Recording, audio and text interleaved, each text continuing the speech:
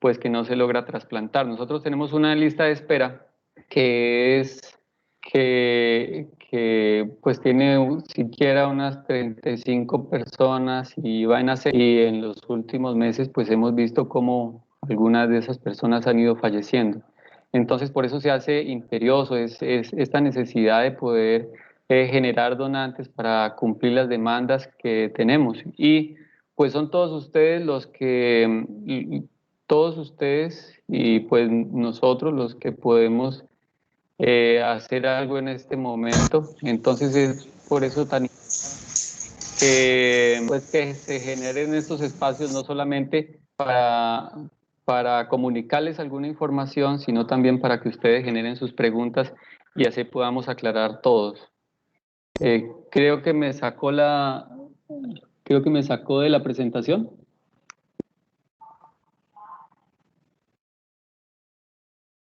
Bueno, ustedes están viendo mi presentación, yo no la estoy viendo. Ay, no, mentira, no se ve, doctor. ¿Cómo dice Teams?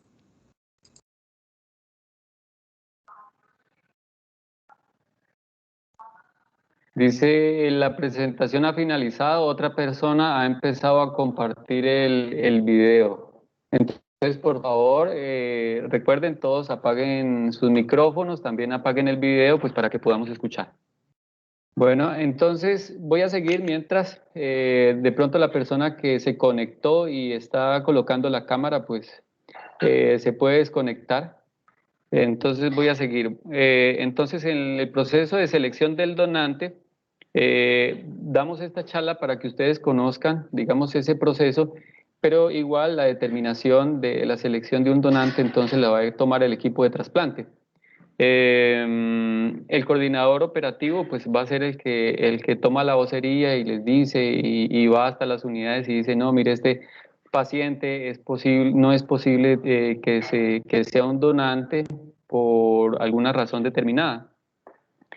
Recordemos que tenemos un tiempo limitado en la muerte encefálica, ¿sí? Entonces, este tiempo, pues, a veces es muy corto, otras veces podemos saber que son unas 72 horas máximo después de que se realiza la muerte encefálica y es, digamos, una herramienta fundamental para nosotros hacer la selección del donante en este tiempo. Entonces es ahí cuando pedimos absolutamente todos los paraclínicos y toda la información que es necesaria para poder hacer una selección adecuada. Recuerden que a nosotros, los coordinadores operativos, nos alertan después que haya un Glasgow de 5 o menor a 5. Pues esto no quiere decir nada de este Glasgow, ¿no? Puede que el paciente mejore o pueda que no mejore. Sí, vaya entonces en un deterioro que lo lleve al final hasta la muerte, no sabemos, pero ese espacio nos da un tiempo para poder estudiar, hacer bien el estudio del paciente. Bueno, seguimos. Yo quisiera, no sé si las personas que me están escuchando, lo que pasa es que hay alguien que está compartiendo adicionalmente la cámara y es por eso que me sacó a mí de mi presentación. No sé si el ingeniero me puede ayudar en un momento.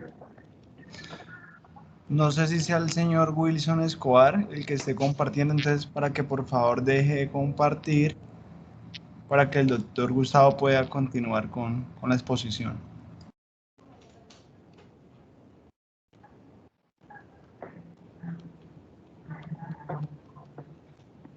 Diremos también pues que en esta charla la selección que vamos a hacer, a ver, está compartiendo toda la cámara. Ya puede volver a compartir.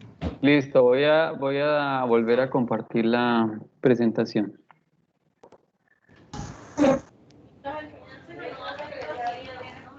Bueno, muchísimas gracias. Recuerden apagar los micrófonos porque se escucha entonces mucha interferencia. Vamos a enfocar esta charla más en el rescate pues porque como ustedes saben, nosotros en nuestra regional acá trasplantamos son riñones, ¿cierto? Sin embargo, pues también han venido algunos equipos de diferentes partes del país a hacer rescate de hígado. Entonces, pues es también importante, pero en este momento pues vamos a enfocarnos al rescate renal, ¿cierto? Para el rescate de los tejidos, entonces al final de la charla tenemos la presentación de la doctora Sandra y ella nos va a hablar sobre toda la gestión operativa de los trasplantes de tejidos. Y entonces eso también. Entonces, como les venía diciendo, cuando nosotros nos enfrentamos a un paciente, pues queremos dos cosas y son las que están implícitas aquí. La número uno, que no vayamos a transmitirle ninguna enfermedad al receptor. Entonces, que sea, digamos, que sea una beneficencia para él. Y número dos, que el órgano que nosotros trasplantemos sea idóneo. Y eso, pues, también es muy importante para que la persona, pues, pueda estar muchísimos años con su injerto funcionante y no haya ningún problema. Bueno, entonces, todos esos dos objetivos dependen de una selección adecuada, pues, del donante. Nosotros, ¿cómo hacemos los métodos de detección? Pues habitualmente la ley nos permite que vayamos a la parte administrativa y hagamos la revisión de los ingresos en unidad de cuidados intensivos y poder ver, digamos, en el computador cómo ha sido la evolución y escoger algunos pacientes que van en detrimento y posiblemente lleguen a una muerte encefálica y también una vía asistencial en la cual nosotros hacemos las llamadas a las UCIs o en la cual nosotros vamos a las UCIs y pues allá los estamos molestando. Nosotros tenemos 4 momentos, les voy a decir 3 momentos iniciales, luego un momento posterior, en la cual nosotros recolectamos toda la información necesaria para hacer la selección del donante. Entonces, el primer momento, pues es cuando ustedes nos llaman, entonces es la información que nos brinda el médico tratante. En esta información, pues nosotros le escuchamos el diagnóstico, la causa, que es muy importante, si ha habido una parada cardíaca, si el paciente ha tenido transfusiones, si ha tenido picos febriles, si ha habido inestabilidad. Bueno, datos que son importantes, nosotros los vamos recolectando. Y diremos también en este momento que cuando nosotros llegamos, ustedes a veces ven que nosotros tomamos fotos, que grabamos los videos, por ejemplo, del ATAC, de la resonancia, y eso es pues importante.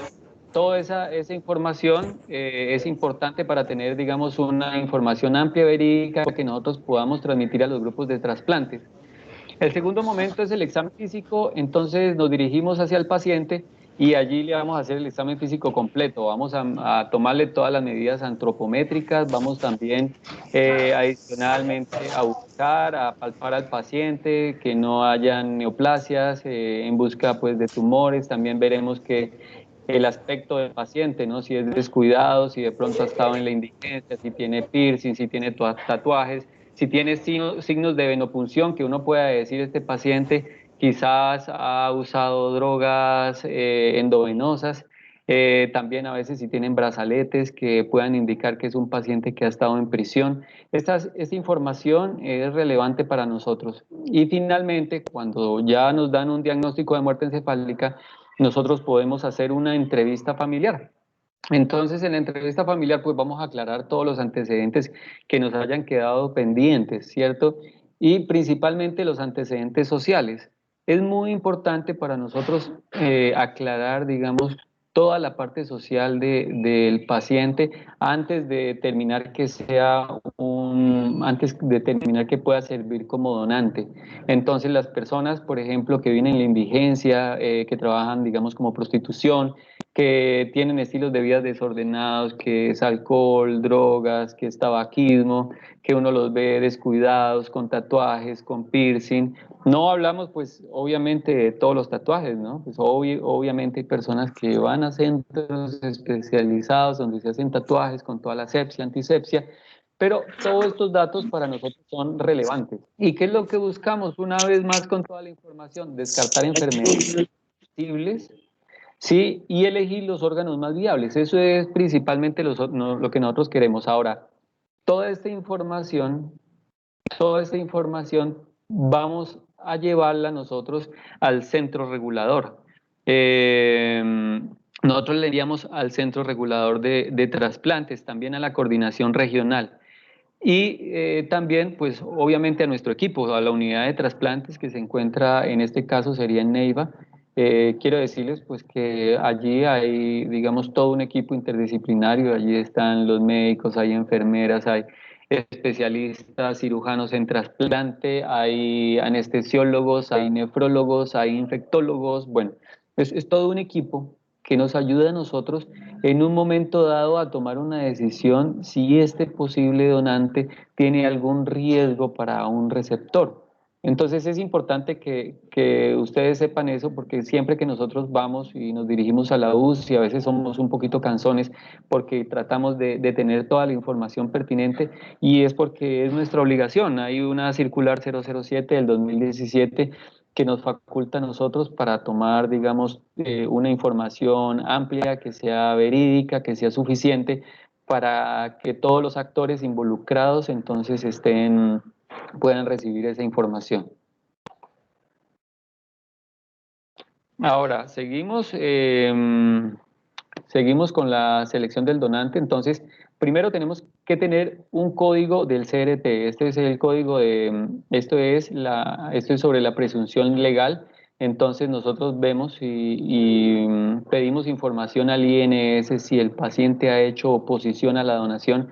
Si él ha hecho oposición a la donación, de una vez descartamos el caso y no proseguimos. Sí, pero si no, entonces ya nos faculta para nosotros seguir. Entonces eso es lo primero que se pide. Estos datos que nosotros tenemos aquí son los datos mínimos que nos exigen entonces para nosotros poder detallar a un paciente. Claro, aquí faltan muchísimos más, pero esto es lo mínimo y no vamos a hablar de todos, sino los que más están relacionados entonces con la selección de los pacientes para trasplante renal, ¿no? Entonces, diríamos, por ejemplo, de la edad, el sexo, la raza, el peso, la talla, esto es una información valiosa, por ejemplo. Diríamos de la edad que en el momento no tenemos un límite de edad para hacer el rescate renal. Sí, pero sí es muy importante, pues todos sabemos que un aumento, digamos, los pacientes ancianos tienen un aumento del número de nefronas esclerosadas. Y esto pues va a llevar a una disminución de la masa nefronal funcional, ¿sí? Y pues eso qué nos va a decir que si nosotros hacemos un trasplante de un paciente joven, sí, va a perdurar muchísimo más de tiempo que de un paciente anciano. Pero resulta que hay pacientes en la lista de espera que también son ancianos y que de pronto se pueden quedar esperando un trasplante si no tomamos más opciones. Entonces, digamos que un paciente puede ser anciano, pero si tiene, digamos, una tasa de filtración glomerular adecuada, entonces, pues nosotros lo tomamos. Entonces, si la tasa de filtración glomerular de un paciente de edad avanzada está menor de 60, entonces nosotros podríamos hacer biopsia. En esa biopsia, pues vamos a determinar si definitivamente pues tiene un riñón funcional que nos sirva o si no. Sí, también encontramos, aparte de los pacientes, cuando va pasando la edad, entonces lo encontramos con múltiples antecedentes, ¿no? Entonces los encontramos con hipertensión, los encontramos con diabetes, con enfermedad cerebrovascular, bueno, una cantidad de cosas que uno podría decir, oiga, no, este paciente no va a ser posible trasplantarlo, pero no es así, no es una contraindicación absoluta, ¿sí? Entonces para eso nosotros manejamos unos scores que hay. Entonces, eso se llama donante con criterios expandidos. Antes se llamaba marginales, pero pues el término es algo peyorativo, entonces decidieron cambiarlo. Entonces, allí se va a evaluar la edad, si tiene hipertensión arterial, si tiene una tasa de filtración glomerular adecuada o no, y si la causa de muerte es un ACV.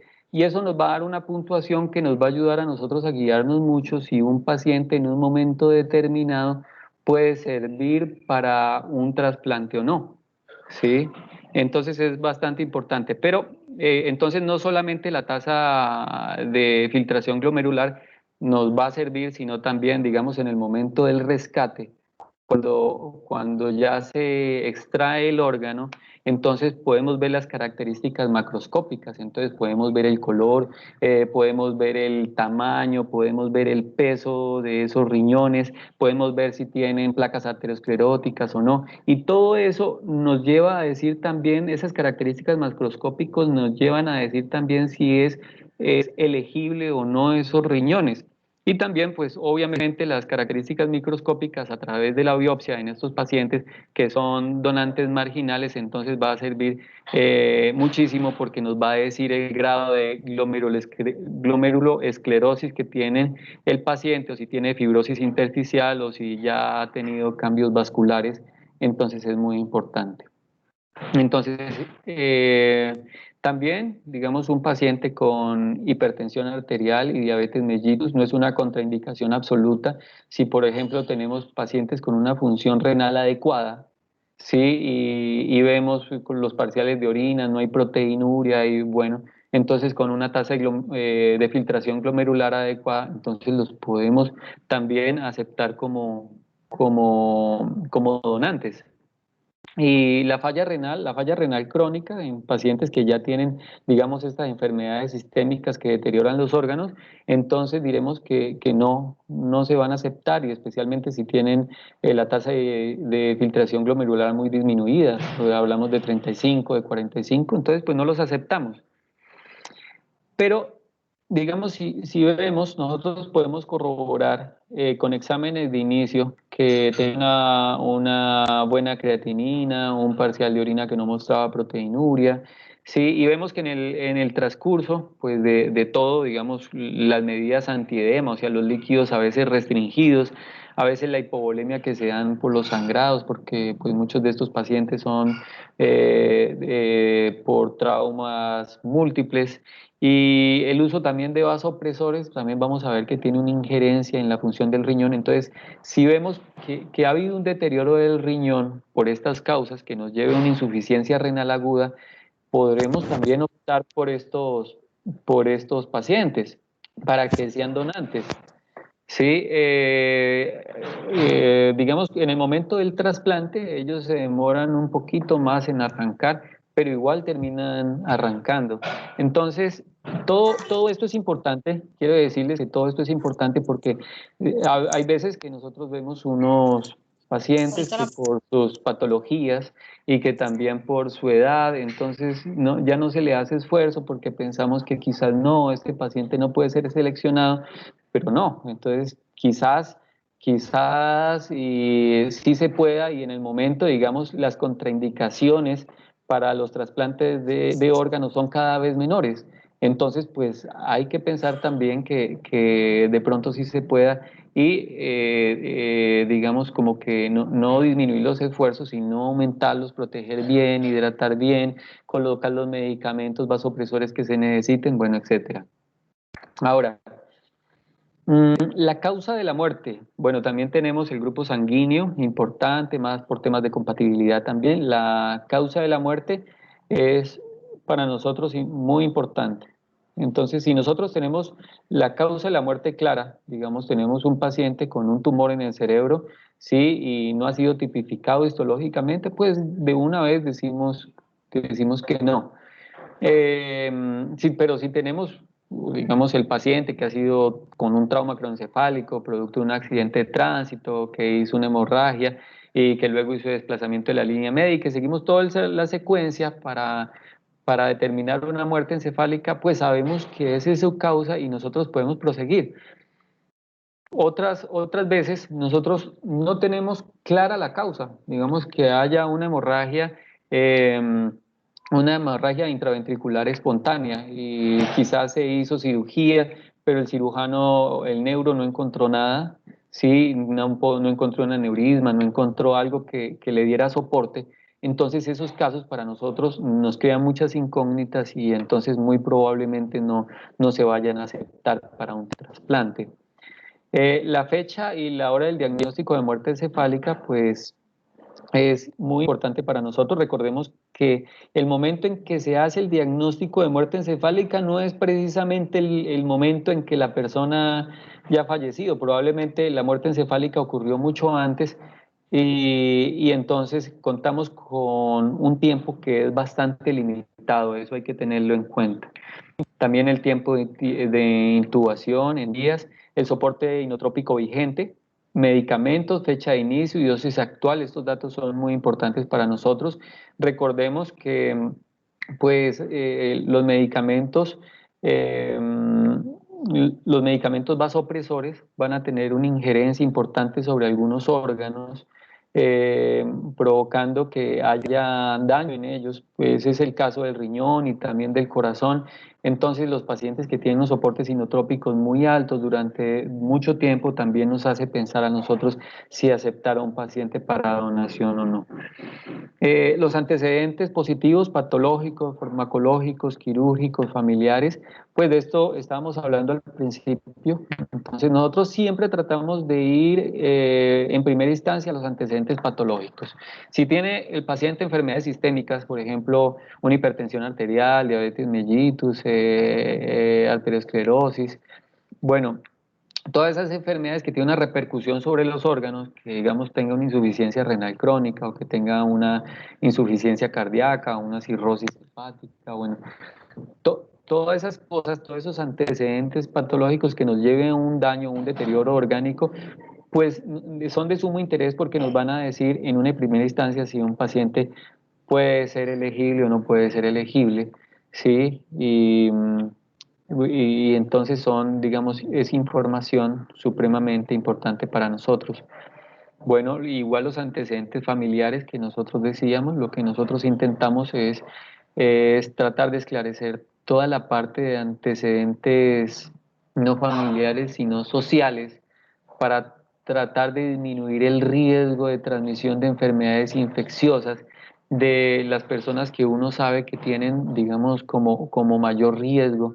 Y entonces hablábamos hace un momento de los pacientes indigentes, los pacientes que se encuentran en prisión, los pacientes que hacen abuso de sustancias psicoactivas, del alcohol, del tabaco, que tienen vidas desordenadas, porque a pesar de que nosotros le hagamos unas pruebas infecciosas, pues no sabemos si estamos en una, digamos, en una infección que haya sido reciente y las pruebas infecciosas nos puedan salir negativas.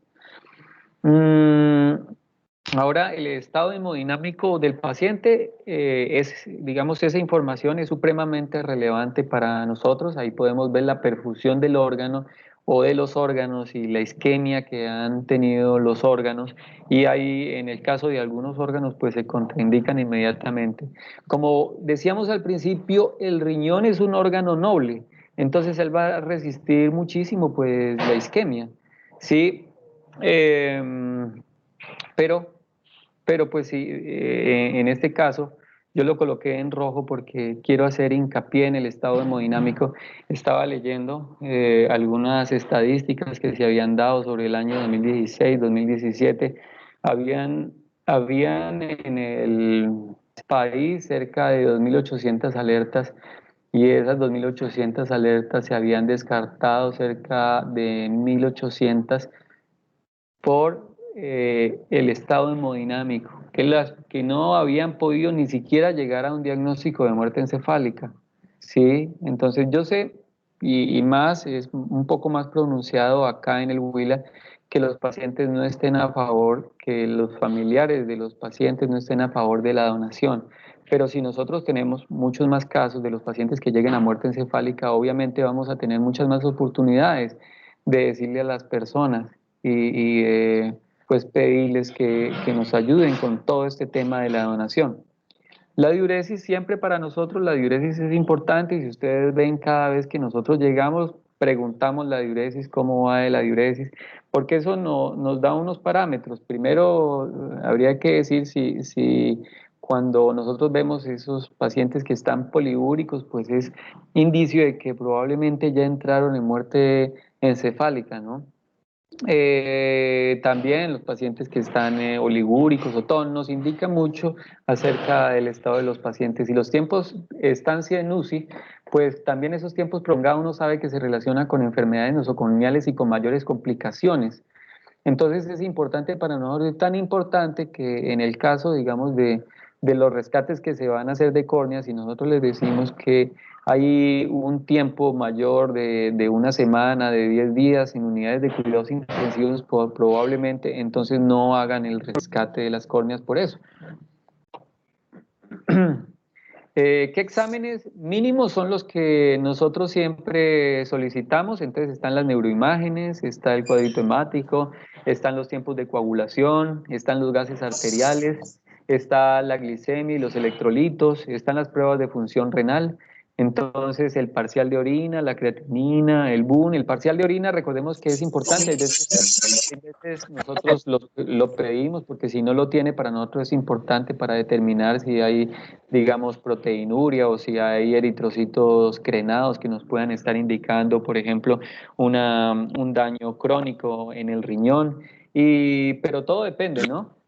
Todo depende, digamos, de las circunstancias que se estén dando en una forma determinada en un paciente. Entonces, por ejemplo, si el paciente viene con una infección urinaria, entonces nosotros podemos pedir entonces, o a través de ustedes, entonces siempre para nosotros sería importante, por ejemplo, un orocultivo, o si el paciente tiene un trauma abdominal, vamos a pedir una ecografía abdominal total o también una tomografía. Bueno, todo depende del caso. Las pruebas de función hepática importantes, la radiografía de tórax, el electrocardiograma y ahora pues con todo el tema del COVID-19 pues la PCR-RT, eso es bastante importante. Nosotros pues la verdad se nos facilita muchísimo la labor de nosotros cuando ya encontramos los pacientes, digamos que a estos pacientes se les ha tomado porque han querido descartar en un momento dado la infección por COVID. Sí, pero si no tienen este examen, entonces una vez se genere el primer diagnóstico de muerte encefálica, se tiene que hacer ese proceso, se tiene que tomar las muestras. ¿Y a dónde se van a mandar? A la Secretaría de Salud. Recordemos que en la circular de agosto del año pasado, pues nos decía que ellos serían los que están a cargo de esta prueba en el sentido que pues se les cobrará a ellos o ellos se encargarán, ¿no? Entonces, por el tema de costo, en ese sentido no hay problema. Lo que sí es que tiene que ir rotulado esa muestra que es para trasplantes y que hay que priorizarla y ellos, obviamente que eh, apenas llega a la Secretaría de Salud, pues ellos se encargan de priorizarla y tenerla un poco antes que las demás muestras, ¿no? Contraindicaciones, vamos a decir que en el momento cada vez hay menos contraindicaciones absolutas para el trasplante, pero sí las existen, ¿cierto? Entonces, por ejemplo, las infecciones por VIH positivo, siempre y cuando no tenga un receptor positivo, entonces será una contraindicación absoluta. Las neoplasias malignas, tenemos que exceptuar ahí el carcinoma vasocelular y el de cervix in situ, también hay que exceptuarlos. Las enfermedades sistémicas con una repercusión orgánica importante, entonces hablamos como la colagenosis, las vasculitis, bueno, y la sepsis no controlada de cualquier origen, sea bacteriana, sea fúngica, sea viral, después de que no haya habido una respuesta, entonces no, también será una contraindicación absoluta. Las contraindicaciones también médico-legales, esas son bastante importantes, entonces tampoco se podrá llegar a conseguir, digamos, o a la donación de esos pacientes, ¿no? Entonces, las muertes que han sido en conflictos armados, las muertes que han sido en custodia, las muertes en violación de los derechos humanos, las muertes en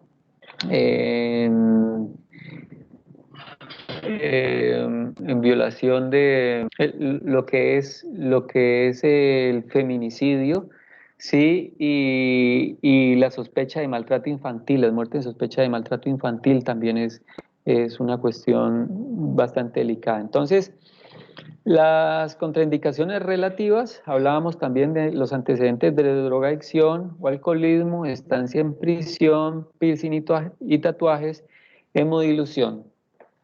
Habría que decir aquí para terminar, ya no es más, era cortico el tema, tendríamos que decir que hay un cuarto momento. Ese cuarto momento es cuando tomamos todas las pruebas infecciosas. En esas pruebas va la prueba de hepatitis B, de hepatitis C, de VIH, de citomegalovirus, de Epstein-Barr, de HTLV1, 2, toxoplasma, TBC, y entonces esas pruebas también nos van a ayudar muchísimo para ayudar a seleccionar el paciente que pues es viable para un trasplante o no. Entonces, muchísimas gracias por la atención. Como les dije, pues este era un tema cortico el día de hoy. Y pues esperamos que haya sido de la ayuda, esperamos que hayan aprendido sobre este tema que nosotros hacemos. Lo que más queremos con todas estas charlas es incentivarlos a todos ustedes para el tema de la donación. Una vez más, muchísimas gracias por sacar este espacio, por acompañarnos aquí y por ayudarnos. Muchas gracias, doctor. ¿Alguien tiene alguna pregunta con respecto a la capacitación?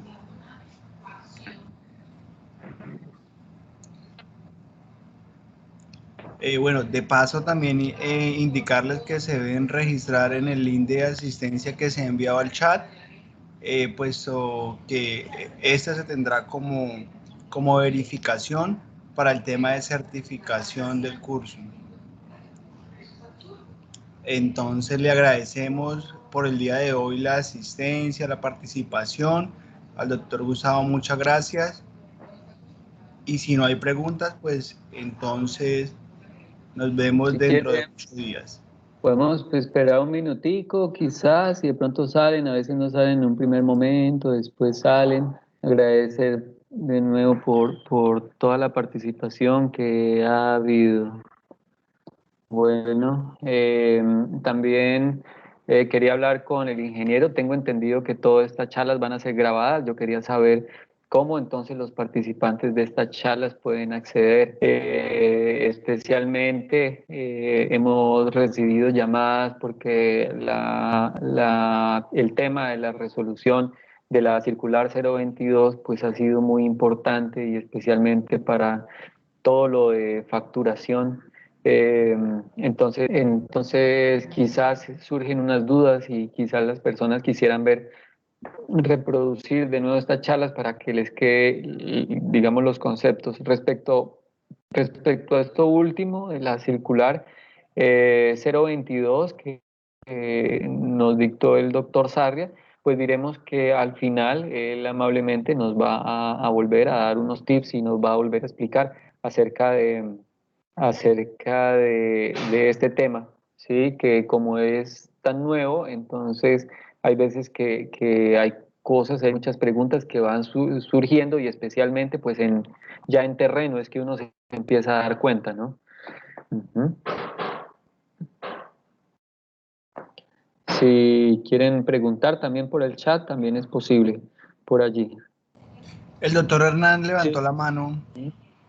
Dice, sí, también una pregunta en el chat. Sí, pueden preguntar.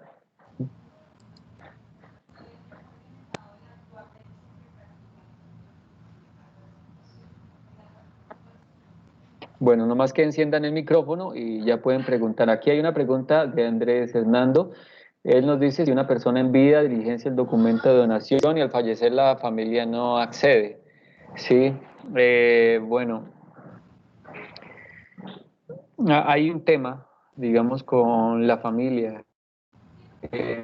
Nosotros nunca estamos por encima de la familia, ¿cierto? A pesar de que existe la nueva ley que es de la presunción de la donación, que todo paciente se presume que es donante, si no ha dicho que no quiere serlo.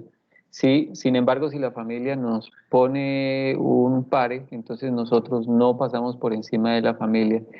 Tengo entendido, sí, tengo entendido que cuando una persona ya firma, ha ido al Instituto, Instituto Nacional de Salud y ha sacado su carnet de donante, en ese momento, entonces así la familia se oponga, no debería haber ningún problema. Sin embargo, pues esta es una muy buena pregunta porque ya en terreno eh, puede que se comporte de una forma. Si aquí en esta charla pues hay otros participantes del grupo de trasplantes y ellos quieren profundizar un poquito más, también los dejamos.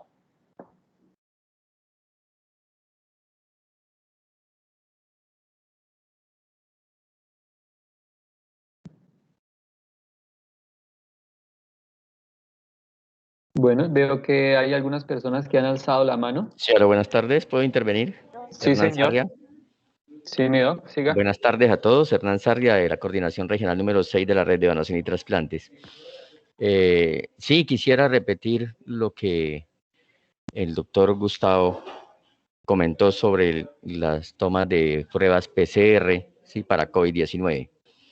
Lo mejor que se puede hacer es lo que hace, por ejemplo, la ES Carmen Emilia de Canaima, ¿sí? Ellos lo que hacen, todo paciente que llega se le toma la muestra para COVID-19, para PCR. Averiguan qué EPS tiene el paciente y asimismo ellos envían al laboratorio de esa EPS con la cual tiene contrato para el procesamiento de las muestras de PCR.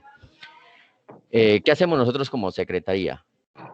Llegado el caso a que por X o Y motivo la IPS no le ha tomado la muestra de PCR para COVID-19 al posible donante o al potencial donante, entonces la Secretaría de Salud Departamental del Huila, ¿sí?, procesa esa muestra. Si la envían directamente y de manera oportuna a la Secretaría de Salud Departamental del Huila, la procesa con prioridad, porque el tiempo, como lo dijo el doctor Gustavo Adolfo Muñoz, el tiempo es crucial para la viabilidad de esos órganos en el trasplante, para la calidad de vida del paciente, del que se va a trasplantar.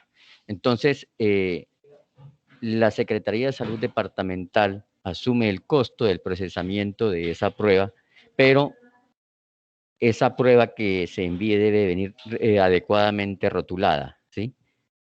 Con todos los datos que se exigen, y además de eso, adicionar un letrero: potencial donante o posible donante, favor priorizar, para que quien reciba la muestra informe a las personas que procesan las muestras y estén pendientes de priorizarlo, y para que el resultado salga relativamente rápido con relación a otras muestras. ¿Qué se recomienda? Enviar la muestra inmediatamente, que a veces la muestra la toman en la mañana, pero el carro que recoge las muestras la recoge por en la noche o en la tarde. Entonces llega en la noche a la Secretaría de Salud Departamental del Huila, y en la noche, pues obviamente, el personal que procesa muestras no está. Entonces se pierde mucho tiempo, y como lo dijo el doctor Muñoz, el tiempo aquí es vida. Eso por un lado. Y para completar lo que el doctor Muñoz dijo acerca de la entrevista familiar, cuando una persona en vida manifiesta su voluntad de ser donante y la familia se opone, sí, es verdad. Y la experiencia que nosotros hemos tenido en coordinación operativa de trasplantes, no se atropella la dignidad de una familia entera.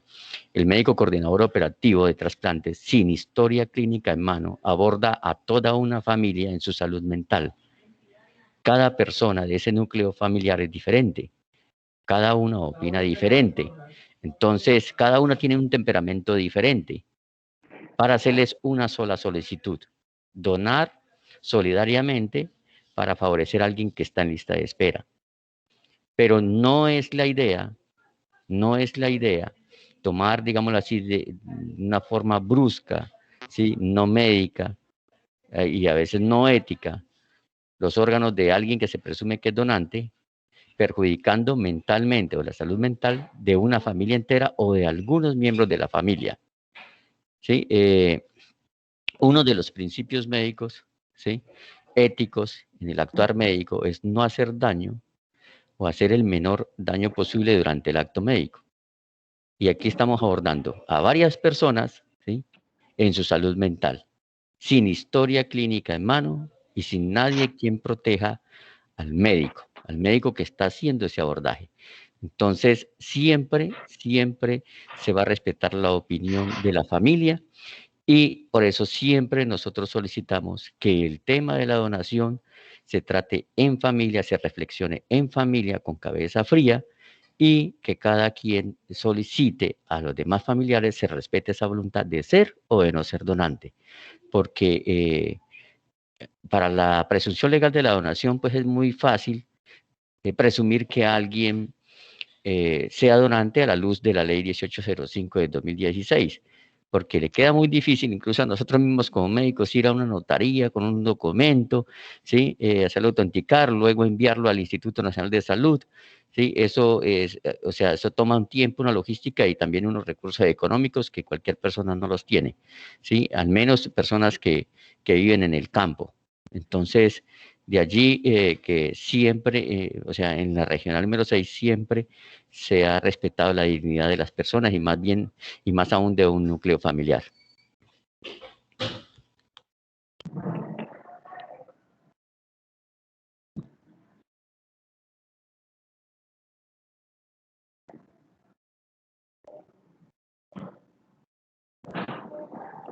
Bueno, mi doctor, muchísimas gracias por la intervención. No veo más preguntas en el momento. En el chat tampoco pues veo a alguien que de pronto quiera dirigirse. Entonces, muchísimas gracias una vez más por su tiempo, por este espacio. Los esperamos en la siguiente charla el próximo jueves a la misma hora, a las 5 de la tarde, donde abordaremos el tema del mantenimiento del donante. Doctor, qué pena. Una Muy buenas pregunta, es que el tardes, jueves ¿no? es festivo, Sí, o sea, ¿aplica sí. igual Ah, o van a cambiar la les fecha? estaremos confirmando. Sí, les estaremos confirmando. Tendríamos que hablar con pero es buena la aclaración porque el próximo jueves, siendo festivo, yo creo que de pronto no se conecten muchas personas, entonces habría que hablar con educación médica para tratar de modificar Sin embargo, pues les estaremos comentando si la aplazamos o si no la aplazamos. Muy buenas. Gracias. Bueno. Hasta luego a todos. Muchas gracias, doctor Pablo. Muchas gracias. Hasta luego, muchas Muchas gracias. gracias. Okay. Muchas gracias por la charla. Ah, Muchas Ok. gracias.